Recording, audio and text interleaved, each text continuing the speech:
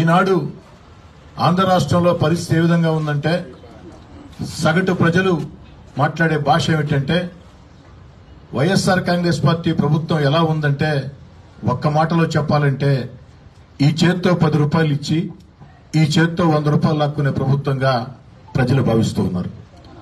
నిరంతరం ప్రజల్లో తిరుగుతున్నప్పుడు నేను గాని నా కుటుంబ సభ్యులు గాని క్లస్టర్ ఇన్ఛార్జీలు గాని డివిజన్ ఇన్ఛార్జీలు బూత్ ఇన్ఛార్జీలు ప్రచారకర్తలు నిరంతరం రూరల్ నియోజకవర్గంలో తిరుగుతున్నప్పుడు గాని ఇతరత్రా పనుల మీద ఇతర జిల్లాలకు వెళ్లినప్పుడు గాని ప్రైవేట్ కార్యక్రమాల్లో 10 మందిని కలిసినప్పుడు గాని ముఖ్యంగా సామాన్య కుటుంబాలు, పేద కుటుంబాలు, మధ్యతరగతి కుటుంబాలు, యువత అందరూ చెప్పే మాట ఒకే ఒక్క మాట, కుడి చేత్తో 10 రూపాయలు ఇచ్చి ఎడమ చేత్తో 100 రూపాయలు లాక్కునే ప్రభుత్వం. ఏమిటి దీనికి కారణం అంటే ప్రజలందరి నోట్లోంచి వచ్చే మాట కూరగాయల ధరలు పెరిగాయి, నిత్యావసర వస్తువుల ధరలు పెరిగాయి, కరెంటు ఛార్జీలు అయితే మామూలుగా కరెంటు తీగలు పట్టుకుంటే షాక్ కొడతాయి. ఆంధ్ర రాష్ట్రంలో కరెంటు షాక్ కొట్టాలంటే తీగలు పట్టుకోబడలేదు. నెల నెల జగనన్న మనకిచ్చే కరెంటు బిల్లులు పట్టుకుంటే చేతులు షాకు, గుండె దడనే పరిస్థితి. 1 కాదు 2 కాదు 3 కాదు, ఇసుక ధర తీవ్రంగా పెరిగిపోయింది. భవన నిర్మాణాలు గాని లేదా ఒక రోడ్డు, ఒక కాలువో, లేదా ఒక చిన్న ఇల్లు, ఒక గోడో ఏదైనా కట్టుకోవాలంటే ఇసుక కావాలంటే కళ్ల ముందు ఇసుక కనిపిస్తున్నా కూడా 6,000, 6,500, 7,000 ఆనాడు తెలుగుదేశం హయాంలో ఉచితంగా ఇసుక ఇచ్చిన పరిస్థితి. అన్నిటికీ మించి SC, ST, BC, minority corporation లో వ్యాపారాలు చేసుకునేదానికి రుణాలు మంజూరు చేసేవాళ్లు ఈనాడు ఆ యొక్క SC, ST, BC, minority corporation లో ఎలాంటి రుణాలు వ్యాపారాలకి మంజూరు కాని పరిస్థితిని కూడా ప్రజలు మొత్తం కూడా గుర్తుకు తెస్తూ ఉన్నారు. ఆటో కార్మికులైతే ఎంత దారుణంగా మాట్లాడుతున్నారంటే మా ప్రాంతంలో 100 ఆటోలు ఉంటే 10 ఆటోలకి ఆ యొక్క ఆటో మిత్ర సంవత్సరానికి 10,000 వస్తుంది. కానీ 100 ఆటోలకి ఆ సంవత్సరం దాటే లోపల ఒక్కొక్క ఆటోకి 12,000, 13,000 పెనాల్టీలు వేసే పరిస్థితి. అంటే ఈ చేత్తో 1,00,000 ఇచ్చి ఈ చేత్తో 12 లక్షలు లాక్కునే పరిస్థితి అని చెప్పని. అన్నిటికీ మించి అన్నా క్యాంటీన్ నిన్న 4 ప్రాంతాల్లో ఆత్మీయ సమావేశాలు జరిగితే ప్రజలను కలిసేదానికి వెళితే వాళ్ళ నోట్లోంచి వచ్చిన మాట, అయ్యా పేదవాడి ఆకలిని తీర్చే అన్నా క్యాంటీన్లు మూసివేయటం ఎంతవరకు సమంజసం? రేపు చంద్రబాబు గారు ముఖ్యమంత్రి అవుతారు, రాష్ట్రంలో తెలుగుదేశం పార్టీ, జనసేన అధికారంలోకి వస్తుంది, మేము సిద్దంగా ఉన్నాం ఓటేసేదానికి. అధికారంలోకి వచ్చిన వెంటనే అన్నా క్యాంటీన్లు ప్రారంభించమని ప్రజల్లో వచ్చిన కోరిక.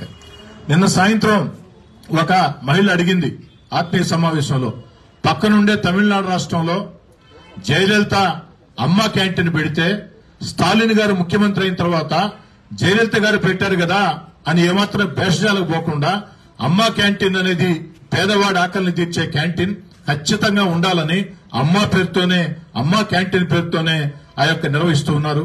ఆంధ్ర రాష్ట్రంలో అన్న ఎన్టీఆర్ పేరుతో క్యాంటీన్లు పెట్టారు. ఒకవేళ ఆ పేరు జగన్ గారికి ఇష్టం లేకుంటే జగనన్న క్యాంటీన్ పెట్టి నడిపుండొచ్చు కదా. అలా కాకుండా ఈ యొక్క అన్నా క్యాంటీన్ మూసివేసి పేదవాడి కడుపు కొట్టడం ఎంతవరకు సమంజసమైన పరిస్థితి. అంతేకాదు రంజాన్ తోఫా గాని, క్రిస్మస్ కానుక గాని, సంక్రాంతి కానుక గాని వచ్చే పరిస్థితి లేదు. ఆర్టీసీ ఛార్జీలు ఎన్ని రెట్లు పెరిగాయో తెలియదేం కాదు. అదేవిధంగా భూములు అమ్మాలన్నా కొనాలన్నా కూడా రిజిస్ట్రేషన్ ఛార్జీలు 1 కాదు 2 కాదు 3 కాదు, ఏ మూలకెళ్లినా ఎక్కడికెళ్లినా ప్రతి ఒక్కరి నోట్లోంచి వచ్చే మాట అధిక ధరలు, అధిక పన్నులు.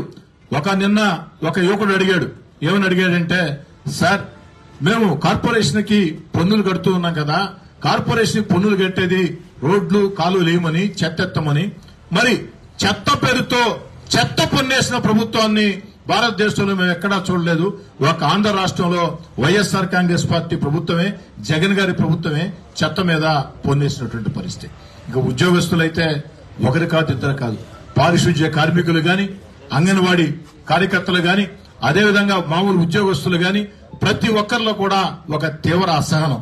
అంతేకాకుండా ఈరోజు అంగన్వాడీలు గాని, పారిశుధ్య కార్మికులు గాని మొత్తం ఈదుల్లోకి వచ్చి పోరాటం చేస్తుంటే మానవతావాదంతో వాళ్ళను కూర్చోబెట్టి చర్చలు జరిపి వాళ్ల సమస్యల పరిష్కారం కోసం పరిష్కారం చేయకుండా ఏదైతే సమగ్ర సర్వశిక్ష అభియాన్ ఉద్యోగులు కానీ ఇవన్నీ కూడా వాళ్ళు కొత్తగడిగే కోరికలు కాదు. ఎన్నికలకు ముందు జగన్ గారు వారిని ఏదైతే హామీలు ఇచ్చారో, జగన్ గారిని వాళ్ళు అడిగారో, వాళ్ళు జగన్ గారు బహిరంగంగా హామీలు ఇచ్చారో ఆ హామీలన్నీ నెరవేర్చయ్యా, నీ పదవి కాలం కూడా పూర్తవుతుందని వీధుల్లోకి వచ్చే పోరాటం చేస్తుంటే అంగన్వాడీ కార్యకర్తల పట్ల, ఆశా వర్కర్ల పట్ల, పారిశుధ్య కార్మికుల పట్ల, ఉద్యోగస్తుల పట్ల వైఎస్ఆర్ కాంగ్రెస్ పార్టీ ప్రభుత్వం, జగన్ గారి ప్రభుత్వం ఎంత దుర్మార్గంగా వ్యవహరిస్తుందో చాలా స్పష్టంగా అందరికీ అర్థమయ్యే పరిస్థితి. ఈ పరిస్థితుల్లో, ఇంత దారుణ పరిస్థితుల్లో యువత అడిగే మాట ఏమిటంటే, ఎన్ని ఉద్యోగాలు భర్తీ చేశారు సార్? ఉద్యోగాలంటే వాలంటీర్ ఉద్యోగాలు కాదు సార్. బాగా చదువుకుని డిగ్రీలు, పోస్ట్ గ్రాడ్యుయేషన్లు, బీటెక్లు, ఎంటెక్లు చేసి 5,000 రూపాయలకి వాలంటీర్లు గుడ్డి చాకరీ చేస్తున్నారు సార్. ప్రభుత్వ ఉద్యోగాల భర్తీ చేయటం లేదు. ప్రైవేట్ ఫ్యాక్టరీల ఆంధ్ర రాష్ట్రంలో రాజకీయంగా ప్రభుత్వాలు సహకరించలేకపోవడంతో అయ్యా ఆంధ్రాకు దండం అని చెప్పని ఉండే ఫ్యాక్టరీలు మూసేసి తెలంగాణకి, తమిళనాడుకి, కర్ణాటకకి వెళ్లిపోయే పరిస్థితి. ఈ పరిస్థితుల్లో వారందరి కోరిక కూడా మళ్లీ ఆంధ్ర రాష్ట్రంలో ఉద్యోగాలు రావాలంటే, ప్రభుత్వ ఉద్యోగాలు భర్తీ కావాలంటే, ప్రైవేట్ ఫ్యాక్టరీలు మొత్తం కూడా తెరవాలంటే చంద్రబాబు గారు ముఖ్యమంత్రి కావాలా, తెలుగుదేశం జనసేన అధికారం రావాలని కోరుకుంటున్నారు. నేను చెప్తే వినేదానికి కొంతమందికి ఆశ్చర్యకరంగా ఉండొచ్చు. ఈ మధ్య ఒక 6-7 మంది వాలంటీర్లు వచ్చి నన్ను కలిశారు. మేము వాలంటీర్లు సార్ అని కలిస్తే ఇంటికి వచ్చారు, కలిశారు. వాలంటీర్లు సార్ అంటే నేను అనుకున్నాను, వాళ్ళు వాలంటీర్లుగా ఉండి నేనా వైఎస్ఆర్ కాంగ్రెస్ పార్టీకి దూరంగా జరిగిన ఎమ్మెల్యేని, తెలుగుదేశం పార్టీ నెల్లూరు రూరల్ నియోజకవర్గ ఇన్ఛార్జ్ అని ఇంత ధైర్యంగా వచ్చారా? ఏ వ్యక్తిగత సమస్యనని ఏంది అడిగినప్పుడు వాళ్ళు చెప్పినటువంటి మాట ఏమిటంటే, వాలంటీర్లు సార్ మేము అందరం కూడా బీటెక్లు చేశాం, డిగ్రీలు చేశాం, మంచి చదువులు చదువుకున్నాం, కానీ ఉద్యోగాలు లేక, ఉద్యోగాలు ఎక్కడి నుంచి వస్తాయి సార్? ప్రభుత్వం ఉద్యోగాలు భర్తీ చేయటం లేదు. 100 ఉద్యోగాలుంటే 1 ఉద్యోగం భర్తీ చేస్తూ ఉన్నారు. ప్రైవేట్ ఫ్యాక్టరీల ఆంధ్ర రాష్ట్రంలో పరిస్థితులు బాగాలేక ప్రభుత్వాలు వాళ్ళని వేధిస్తుండటంతో వైఎస్ఆర్ కాంగ్రెస్ పార్టీ ప్రభుత్వం మీద కోపంతో ఫ్యాక్టరీలు మూసేసి ఇతర రాష్ట్రాలకు పోతూ ఉన్నారు. మేము 5,000 రూపాయల కోసం ఒడ్డు చాకరీ చేస్తున్నాం సార్. మా చేత అనేక రకాలైనటువంటి కార్యక్రమాలు చేస్తూ ఉన్నారు. మా అందరి కోరిక ఒకటే సార్, వాలంటీర్లకు అందరూ కూడా మేము చెప్తున్నాం, 5,000 రూపాయల జీతంకే జీవితకాలం పనిచేసే ఈ వైఎస్ఆర్ కాంగ్రెస్ పార్టీ ప్రభుత్వం మనకొద్దు. వైఎస్ఆర్ కాంగ్రెస్ పార్టీ ప్రభుత్వం మళ్లీ అధికారంలోకి వస్తే మనం ఎప్పటికీ 5,000 రూపాయల జీతంకే పనిచేయాల్సిన పరిస్థితి, ఉద్యోగ భద్రత లేని పరిస్థితి. అదే తెలుగుదేశం పార్టీ అధికారంలోకి వస్తే, తెలుగుదేశం జనసేన అధికారంలోకి వస్తే, చంద్రబాబు గారు ముఖ్యమంత్రి అయితే మనందరికి కూడా ప్రైవేట్ ప్రభుత్వ రంగాల్లో ఉద్యోగాలు వస్తాయి. ఆ ఉద్యోగాల్లో వాలంటీర్లు కూడా ఉంటారు, వాలంటీర్లకి మంచి ఉద్యోగాలు వస్తాయి అన్న మాట మేమందరం చెప్తున్నాం సార్ అని చెప్పని. నా నిజంగా ఒక పక్క ఆశ్చర్యం, ఒక పక్క సంతోషం. ఎందుకని చెప్తున్నానంటే, మనం అనుకుంటాం పాపం ప్రజలు ఏం మాట్లాడలేని, కానీ ప్రజలు బహిరంగంగా మాట్లాడకపోవచ్చు. ఎందుకంటే మాట్లాడితే కేసులు కాబట్టి, వేధింపులు కాబట్టి మాట్లాడకపోవచ్చు. కానీ మాట్లాడాల్సిన చోట వాళ్ళ ఇళ్లలో, వాళ్ళ కుటుంబాలతో, వాళ్ళ స్నేహితులతో మాట్లాడుతూ ఉంటారు. వాలంటీర్లలోనే ఇంత పెద్ద మార్పు అంటే, వాలంటీర్లలోనే తెలుగుదేశం జనసేన ప్రభుత్వం రావాలా, చంద్రబాబు గారు ముఖ్యమంత్రి కావాలా, చంద్రబాబు గారు ముఖ్యమంత్రి అయితే ప్రభుత్వ ప్రైవేట్ రంగాల్లో ఉద్యోగాలు వస్తాయి, మేమంతా బాగా చదువుకున్న వాళ్ళమే, జీవితకాలం 5,000 రూపాయలకి వాలంటీర్లుగా పనిచేసే పరిస్థితి మనకు ఉండదు, మనందరికీ మంచి భవిష్యత్తు ఉంటుందని వాలంటీర్లే చంద్రబాబు గారి మీద అంత నమ్మకంతో మాట్లాడుతూ ఉన్నారంటే నిజంగా నాకు చాలా ఆశ్చర్యం వేసింది. అది పరిస్థితి నాడు.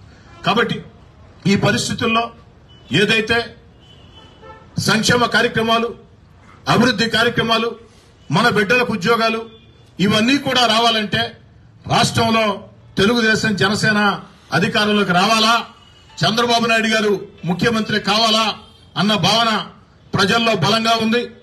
ప్రజలందరూ కూడా నేను మనవి చేస్తూ ఉన్నా, ఈ ఎన్నికల్లో ఎవరిని వాళ్లు మనం అందరం కూడా ఆంధ్ర రాష్ట్రం ముందుకు సాగాలంటే, అభివృద్ధి పదంలో ముందుకు సాగాలంటే సంక్షేమ పథకాలు, అభివృద్ధి కార్యక్రమాలు, మన బిడ్డలకు ఉద్యోగాలు, ఏదైతే రాజధాని లేని రాష్ట్రం ఆంధ్రప్రదేశ్ ఈనాడు దేశంలో ప్రతి రాష్ట్రానికి కూడా రాజధాని ఉంది. ఆంధ్రప్రదేశ్ రాజధాని లేదు. ఆంధ్రప్రదేశ్ రాజధాని ఉండాలా, అమరావతి ఏకైక రాజధానిగా అభివృద్ధి చెందాలంటే చంద్రబాబు గారి నాయకత్వాన్ని ఏ విధంగా మీరు కోరుకుంటున్నారో మీరు వీధుల్లోకి రావాల్సిన సమయం ఆసన్నమైంది.